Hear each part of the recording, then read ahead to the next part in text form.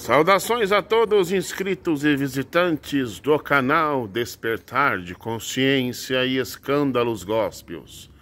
Vamos iniciar uma nova série, a parte 1, onde vamos fazer uma investigação sobre os supostos salvadores que foram crucificados antes do personagem chamado Jesus. E que é através desses personagens que eu irei citar nesta série é que o Novo Testamento tem base. A base do Novo Testamento para a criação da história é nestes salvadores crucificados, que também você vai ligar uma coisa com a outra, daquela história que ele nasceu de uma virgem, morreu e ressuscitou ao terceiro dia, realizou muitos milagres, foi pendurado numa cruz ou num poste e ressuscitou no terceiro dia. Vou mostrar esses personagens todinhos, aonde no final você vai chegar à conclusão que o Novo Testamento foi formado, foi fundamentado debaixo da história desses personagens. Bem, gente, antes da gente começar nossa investigação, uma notificação. O canal Despertar de Consciência e Escândalos Gospels do Emissário Cristiano está precisando com urgência de novos membros patrocinadores deste canal. Então, se você sentir-se e quiser ser um patrocinador, na descrição de cada vídeo existe a forma de como você pode nos ajudar. Deixo-vos o meu WhatsApp aí para você entrar em contato comigo, ok? Bem, antes da gente começar nosso vídeo, eu também lhe convido você que não é inscrito neste canal, se inscreva no canal, você que não é inscrito, deixe o seu like, deixe o seu comentário, compartilhe, solta a vinhetinha.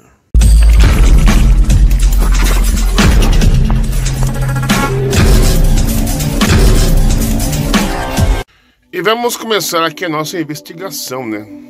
Começando aqui a nossa leitura. Adaptado do capítulo 16 do livro The World's 16 Crucified Saviors, de Kersten Graves, de 1875. Temos aqui duas gravuras, né? E ao lado, essa figura esquerda, o que significa? Crucificado irlandês pré-cristão de origem asiática.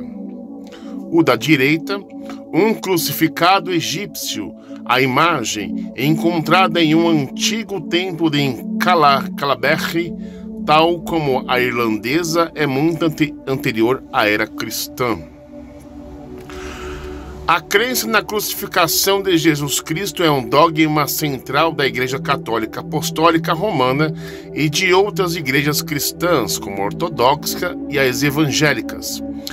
É uma crença imperativa. Está no texto do Credo, a oração que é a declaração de fé dos cristãos, seguidores do Vaticano. A crucificação em si é um ponto tão indiscutível quanto a ressurreição. No entanto, há controvérsias. Muitos estudiosos põem em dúvida a veracidade histórica da crucificação.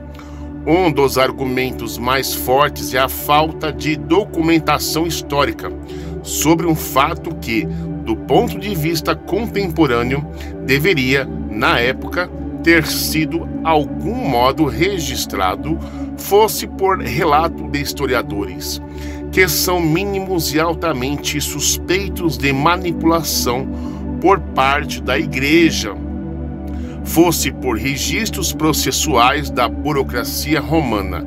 As poucas referências a Jesus, seus seguidores e sua crucificação são consideradas suspeitas pelos analistas mais céticos. Entre os poucos textos antigos existe um trecho, sempre citado, atribuído ao historiador Flávio Joséfo, e mesmo este tem a sua originalidade posta em dúvida. Outro argumento dos que questionam a veracidade da crucificação e até mesmo a existência do próprio Jesus é o fato do argumento noético religioso, ser recorrente na cultura de muitos povos. O crucificado, perseguido e injustiçado, que voluntariamente se submete ao sacrifício da própria vida pela salvação do mundo. Este crucificado é o personagem misterioso de uma história que tem sido contada muito antes da vida crucis ter sido percorrida na Judéia.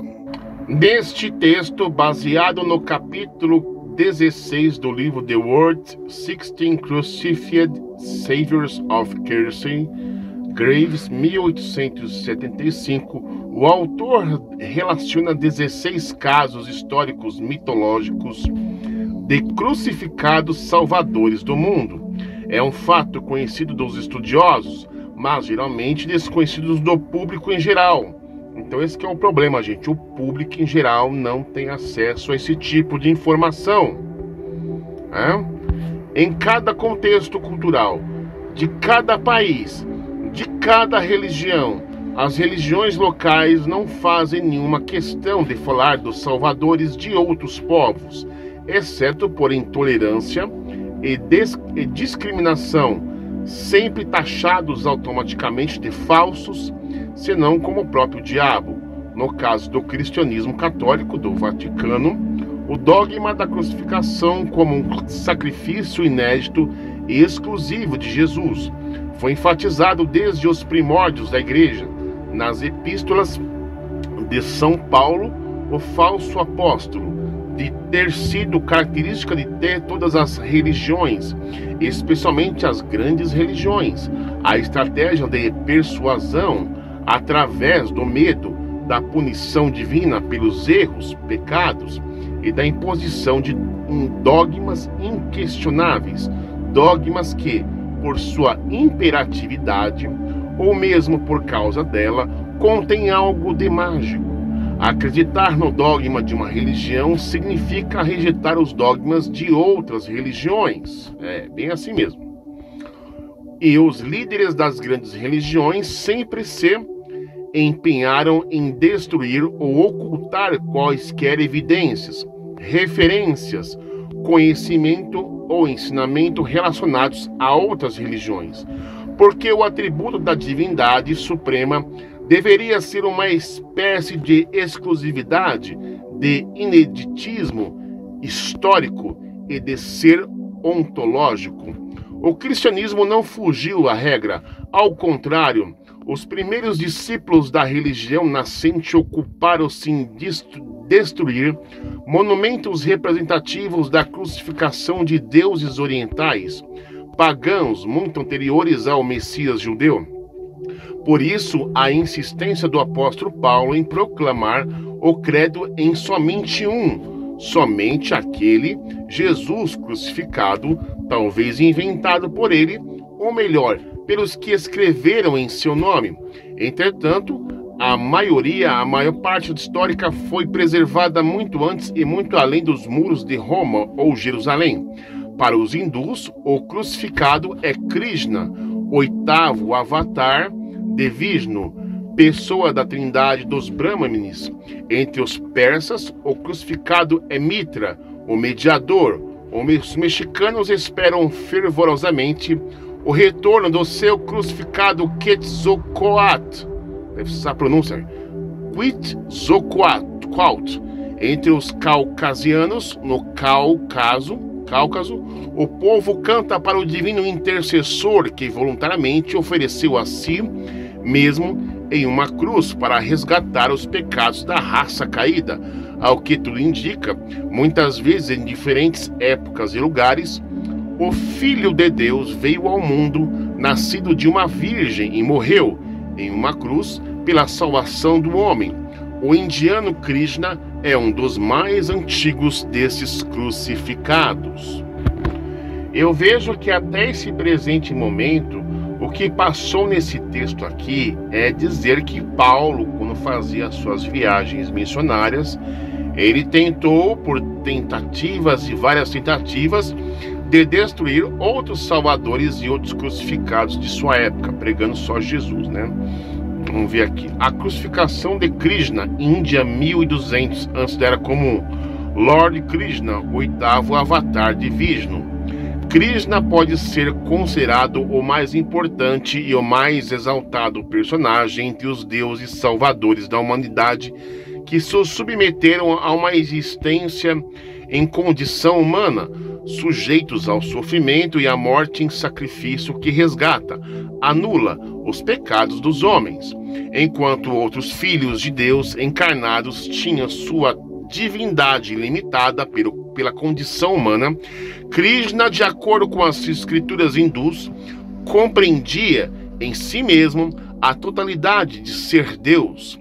As evidências da crucificação de Krishna são tão conclusivas quanto de outros salvadores, ou seja, têm seus indicativos históricos, documentais, porém considerados inconclusivos, mantém a saga da cruz envolta em uma inevitável aura de lenda, fábula, mentira e manipulação.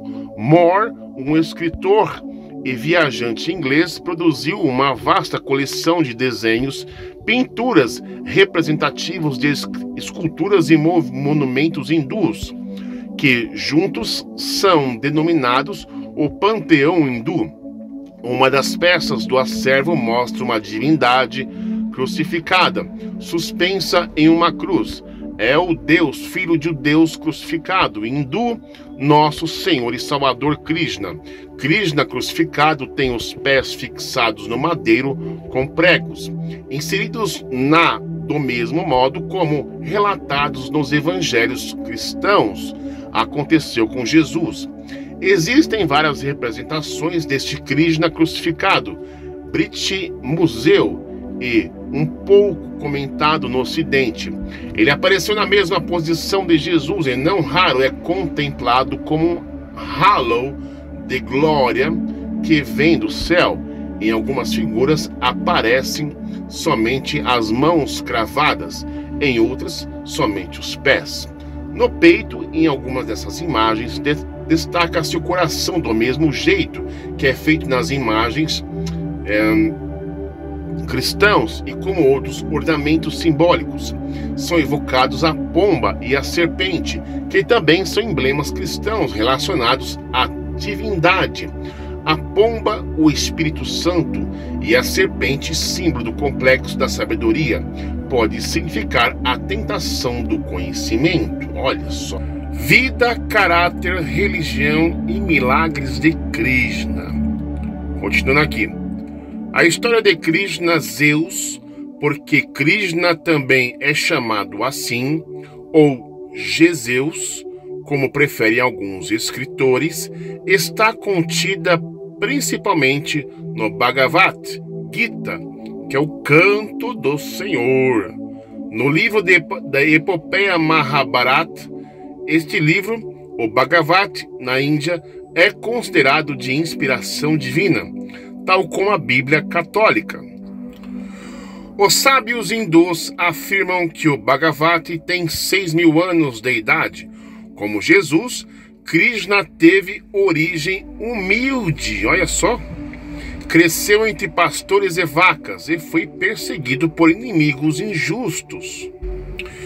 Entretanto, Krishna parece ter tido mais sucesso na propagação de sua doutrina. Foi prestigiado por milhares de seguidores, realizava milagres, curou leprosos, surdos e mudos, ressuscitou mortos, olha só, tá vendo? Protegeu os fracos, consolou os tristes, elevou os oprimidos, expulsou e matou demônios. Em seu discurso, o Messias hindu dizia que não pretendia destruir a antiga religião, antes devia purificá-la e pregar a doutrina restaurada. Muitos dos preceitos doutrinários de Krishna reforçam a identidade entre o Filho de Deus hindu e o Messias cristão nascido na Judéia. Abaixo, alguns desses ensinamentos não deixam dúvida. Ou o Krishna era cristão, ou Jesus era krishnaísta, ou ambos são uma única e mesma manifestação do Filho de Deus. O que quer dizer o quê? Uma suposta reencarnação, né? São alguns dos ensinamentos de Krishna. Vamos comparar aqui alguns deles. Aquele que não controla suas paixões não pode agir apropriadamente perante os outros. 2. Os males infligidos aos outros seguem-nos, tal como sobras seguindo nossos corpos. 3. Os humildes são os amados de Deus. 4. A virtude sustenta o espírito, assim como os músculos sustentam o corpo. 5. Quando um pobre bater à sua porta, atenda-o. Procure fornecer o que ele precisa, porque os pobres são os escolhidos de Deus. Atenção! No tempo de Krishna não havia tantos pobres, golpistas. Meditemos e adaptemos.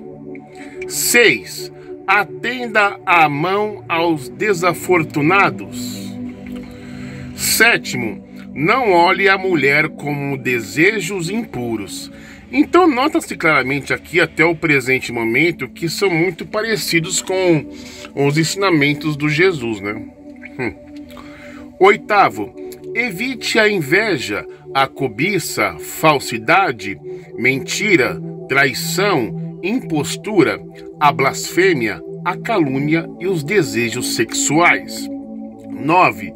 Sobre todas as coisas, cultive o amor ao próximo. 10. Quando você morre, deixa para trás e para sempre a riqueza mundana da sua personalidade limitada, mas suas virtudes e seus vícios seguem você. Rapaz, a lista de preceitos krishnaístas semelhantes à doutrina cristã, especialmente como foi exposta no Sermão da Montanha, alonga-se em 51 tópicos. Agora vamos pegar aí este livro, né? Jesus viveu na Índia. Eu tirei mais ou menos umas 3 fotos das respectivas páginas que falam aí a respeito de Krishna e Jesus, né? Qual a semelhança. Depois vamos pegar mais algumas evidências para no final chegarmos aí a uma conclusão. Vamos fazer uma leitura das seguintes páginas. E vamos lá, Krishna e Cristo. De acordo com as fontes mais antigas, há cerca de 5.000, o Senhor Vishnu apareceu na forma de um homem na presença da donzela Devaki, feita para Deus, um membro da casa real. Devaki caiu em êxtase e foi eclipsada pelo Espírito de Deus, que lhe chegou no esplendor da sua divina majestade, para ela conceber uma criança. A tradição fala de uma anunciação. Prestem atenção nessas palavras. Bendita seja Devaki entre as mulheres. Bem-vinda seja entre os santos rishis. Foste escolhida para o trabalho da salvação. Que mais aqui? Ele virá como uma coroa luminosa. Céu e terra ficarão repletos de alegria. Virgem e mãe, nós te saudamos. Tu és a mãe de todos nós, pois darás a luz ao nosso Salvador. Tu o chamarás Krishna. Bem, gente, essas palavras, elas lembram uma passagem lá do Novo Testamento, né? Aquela coisa, né, tal, né? Tu chamarás, né, Jesus, o Messias, né? A Virgem Maria e tal. Mas o rei Mathura havia sido advertido, no que para ele foi um pesadelo, de que um rei nasceria da filha de sua irmã e seria mais poderoso do que ele. A donzela Devaki escondeu-se nos campos com seu recém-nascido na companhia de alguns vaqueiros e, milagrosamente, a criança escapou dos soldados que haviam sido enviados pelo rei para matar todos os recém-nascidos. Isso me lembra aquela história do Herodes, quando mandou matar as crianças lá recém-nascidas, né? Muita coincidência, né? De acordo com outra versão da tradição, o rei Kansa de Mathura viu uma estrela cadente e perguntou a um Brahmane seu significado. O homem sábio respondeu que o mundo se tornara um lugar ruim e a ganância das pessoas por ouro, com as dificuldades da vida, fizeram com que Deus enviasse um redentor. A estrela era o sinal de Vishnu havia se feito carne no útero de Devaki. Um dia o Avatar restauraria a justiça e conduziria a humanidade por novos caminhos. Iradíssimo, o rei mandou matar o Brahmane, bem como todos os meninos recém-nascidos. Olha só, gente. Existem muitas histórias sobre a infância de Krishna glorificado em seu poder e conhecimento. Tal como o menino Jesus dos evangelhos apócrifos, Krishna era capaz de realizar todos os milagres concebíveis, até mesmo quando era uma criancinha. Foi assim que conseguiu sobreviver aos muitos perigos para ele preparados pelo seu tio Kansa.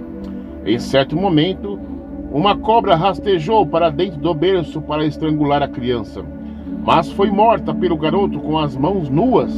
Um paralelo exato com o mito sobre o jovem Heracles ou Hércules.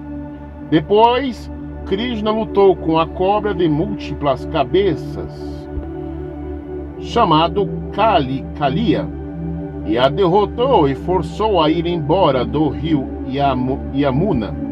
Os feitos heróicos realizados pela incrível criança indiana seriam suficientes para encher vários volumes. Com 16 anos, Krishna saiu de casa para disseminar o seu novo ensinamento por toda a Índia. Ele pronunciou-se contra a corrupção entre o povo e os príncipes, em todos os lugares, apoiando os fracos contra a opressão, e declarou que viera à terra para libertar o povo do seu sofrimento e pecados, para expulsar o espírito mau e restaurar a lei da retidão. Ele superou tremendas dificuldades, lutou sozinho contra exércitos inteiros, realizou uma grande variedade de milagres, devolveu vida a pessoas mortas, curou os leprosos, restituiu a visão aos cegos e a audição aos surdos, e fez com que os deficientes físicos andassem. Rapaz do céu. Ele acabou agariando um grande número de discípulos que o apoiavam com zelo e dariam seguimento ao seu trabalho. As pessoas chegavam a ele de todos os lugares para ouvir seus ensinamentos e para maravilhar-se com os milagres que realizava. Ele foi honrado como um deus e aclamado como um verdadeiro redentor que havia sido profetizado pelos anciãos. De vez em quando, Krishna isolava-se por um tempo, deixando seus discípulos por conta própria, a fim de testá-los, e voltava quando os discípulos passavam por dificuldades. O movimento crescente foi monitorado com suspeita pelas pessoas do poder, que tentaram abafá-lo, mas sem sucesso. Krishna não queria propagar uma nova religião, mas simplesmente renovar aquela já existente, e limpá-la de todas as bobagens e abusos. Seus ensinamentos, então, na forma de parábolas poéticas, aforismos e analogias muito parecidos com os ensinamentos registrados de Jesus. Esses ensinamentos estão contidos no Bhagavad Gita, que apresenta os princípios morais puros e superiores de uma visão de vida sublime e de forma bastante simples para que todos pudessem entendê-los. E assim, Krishna ensina seus seguidores a amarem seus inimigos ou vizinhos. Ele louva o respeito pelo indivíduo, conclamando-nos a compartilharmos o que temos com os pobres, a praticarmos boas ações por puro altruísmo e senso de justiça, e a acreditar na eterna bondade do Criador. Ele nos instrui a vencer o mal com o bem, a amar os nossos inimigos, e proíbe a vingança. consola os fracos, condena a tirania e ajuda os infelizes. Ele mesmo vive na pobreza e se dedica aos pobres e aos oprimidos. Não possui qualquer vínculo pessoal e defende a castidade. Krishna também passa por uma transfiguração. O Filho de Deus se mostra ao seu discípulo favorito, Arjuna, em milhares de formas divinas simultaneamente. Ele diz: quem fizer tudo por mim, encontrar-me em tudo, sempre adorar-me, amar tudo o que eu fiz e a mim, apenas pelo amor, este homem, Arjuna, a mim deve vir. Bhagavad Gita, canto 11, tradução de Sir Edwin Arnold. Por fim, Krishna permite que uma flecha o atinja no pé, marcando o final de sua vida predestinada na Terra. Porém, quando seus seguidores procuram seu corpo, ele não é encontrado, pois ascendeu aos céus. A lenda de Krishna talvez seja a fonte mais antiga que contribui para a mística figura de Cristo, mas semelhanças como as lendas de Dionísio, Baco, que nós vamos ver nos vídeos futuros, né? Outras divindades que foram crucificadas também, datadas por volta do século 8 a.C., são igualmente surpreendentes. E além das altas culturas da Grécia e da Roma antigas, a cultura da Pérsia antiga, que também teve suas personalidades de salvador e redentor, da mesma forma, influenciou decisivamente as ideias escatológicas e apocalípticas da religião cristã, né? Então, baseado neste livro, nessas páginas, né, nós podemos observar mais algumas pistas que nos remotam que o Jesus, o Novo Testamento, foi montado em cima desses tais salvadores que foram crucificados: Krishna, Buda, Baco, Dionísio, enfim, né? O que dá a entender até o presente momento que os padres, ao criarem o seu Messias, eles pegaram o quê? Um pouco de cada e criaram o seu Deus chamado Jesus, né? O que dá para entender. Bem, para isso, a gente vai ter que pegar mais algumas pistas que vai nos levar a outro nível, né? Pessoas que nasceram através de uma virgem, que morreram e ressuscitaram, né? Algumas frasezinhas como essa que a gente pegou lá, né? Comparando com a passagem do Novo Testamento, pra você ver que foi um plágio, né? Aí para depois a gente pegar um outro Salvador crucificado, ok? Vamos para o próximo aí. Bem, agora vamos continuar aqui nossa leitura. Depois eu vou colocar um pequeno vídeo, né, para maiores esclarecimentos. A maioria das pessoas que é criada em alguma confissão cristã talvez se sinta inquieta ouvindo sobre Krishna, o que é o Krishna, né? Os ensinamentos dele estão em contradição com a doutrina bíblica? Neste artigo, compara-se a essência dessas religiões hoje difundidas pelo mundo inteiro. Vamos lá aqui, uma informaçãozinha aqui. Krishna disse sobre si mesmo: eu sou a fonte de todos os mundos materiais e espirituais. Tudo emana de mim.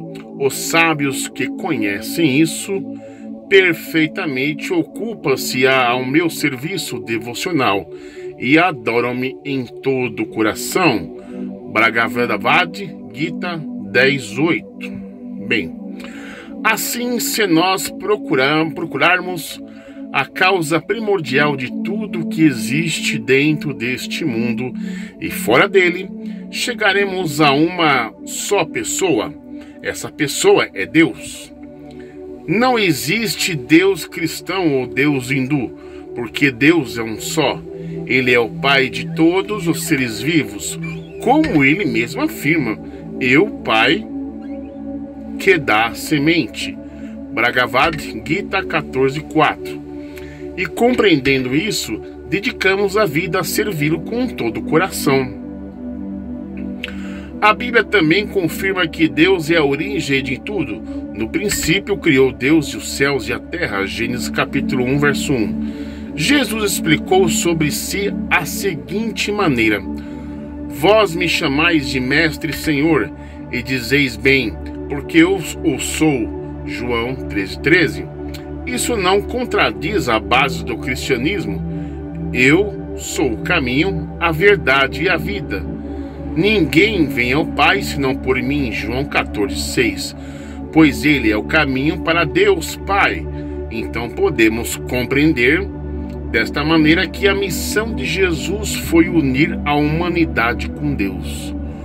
O conhecimento referente a Deus não pode ser compreendido por meio de esforços pessoais, dado que Deus se situa muito além do que nós podemos ver com os nossos sentimentos ou imaginar com a mente. Em razão disso, para conhecê-lo, precisamos agradá-lo desenvolvendo amor por ele.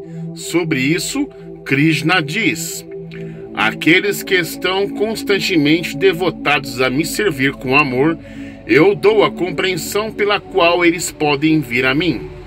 Onde está escrito isso? Bhagavad Gita 10:10. Semelhante declaração encontramos na Bíblia. Mas se alguém ama a Deus, este é conhecido dele. 1 Coríntios 8:3. Tal amor por Deus é o ponto principal da Bíblia.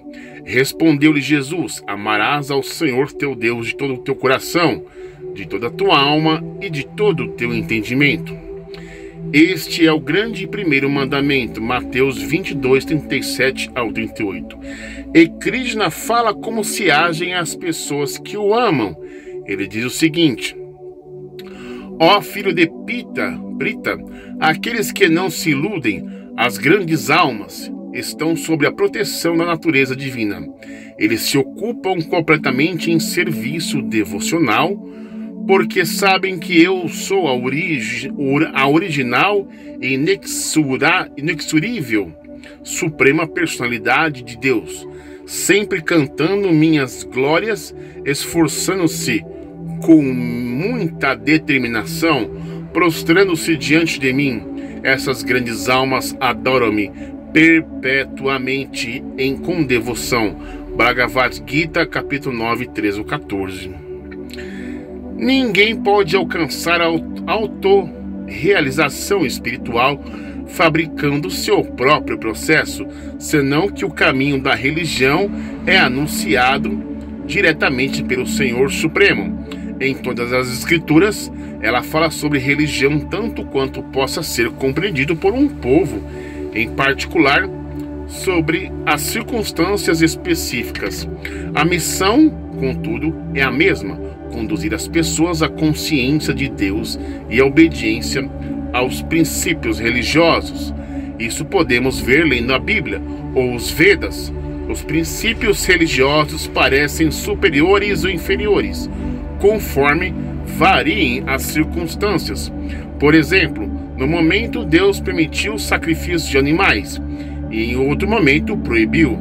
Isso pode ser visto na Bíblia, que ensina sobre a glorificação a Deus como um método de aproximar-se de Deus. Ouve, meu povo, e eu falarei. Ouve, ó Israel, e eu te protestarei. Eu sou Deus, o teu Deus. Não te represento pelos seus sacrifícios, pois os teus holocaustos estão em contínuo perante mim. Da tua casa não aceitarei novilho, nem bodes os teus currais, porque meu é todo animal da selva, e o gado sobre milhares de outeiros. Conheço todas as aves dos montes, e tudo que se move no campo é meu.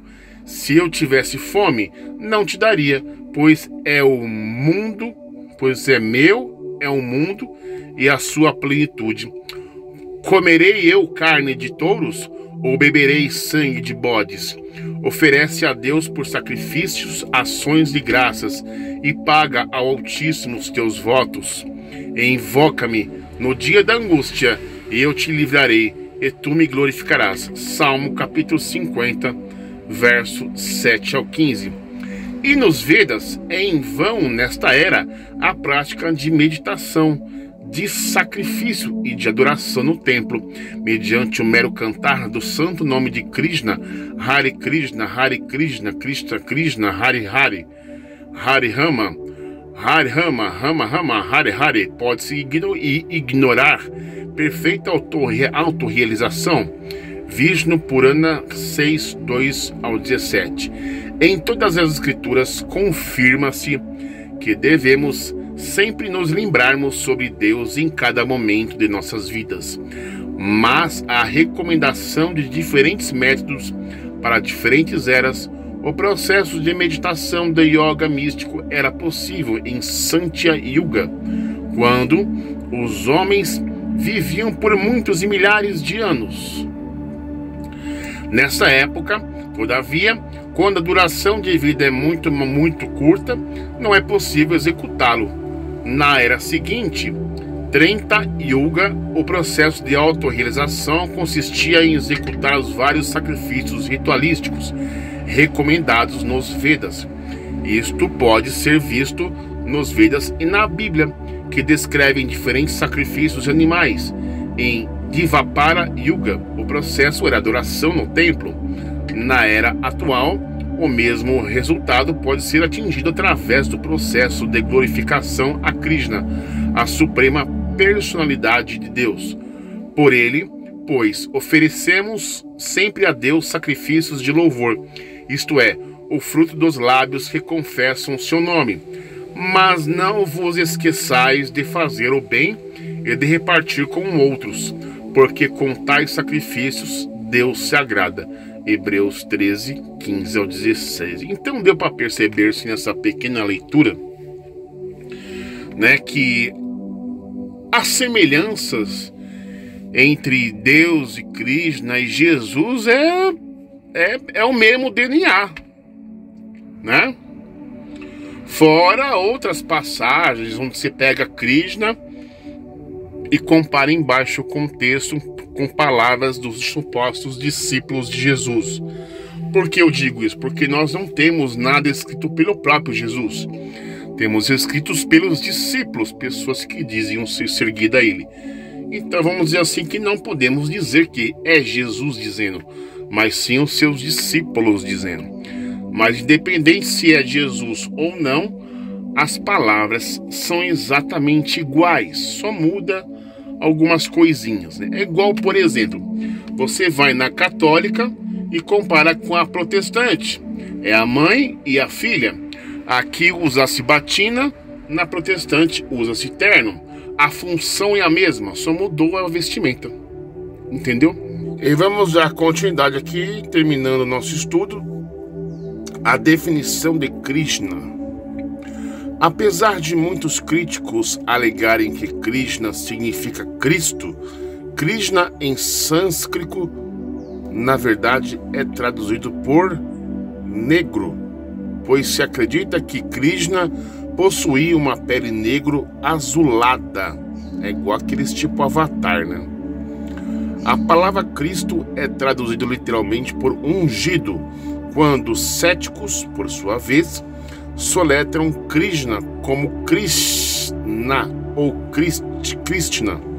Esta é uma espalhafatosa tentativa de espalhar mais desinformação e reforçar suas teorias errôneas. Olha só uma curiosidade: nascimento virginal. Um nascimento virginal nunca é atribuído a Krishna, já que seus pais deram antes à luz a 7 crianças. Além disso, o nascimento virginal não era um conceito novo, inventado por cristãos. O livro de Isaías 7, escrito cerca de 700 anos antes de Cristo, falou de um Messias que nasceria de uma virgem. Esta profecia estava em circulação há 700 anos antes de Jesus, mas lembrando muito bem que Isaías 7,14 não fala de Jesus, tá ok? E pelo menos 100 anos antes de Krishna. Críticos clamam que Krishna nasceu de uma virgem maia, mas de acordo com os textos hindus, ele era o 8º filho da princesa Devaki e o seu marido Vasudeva.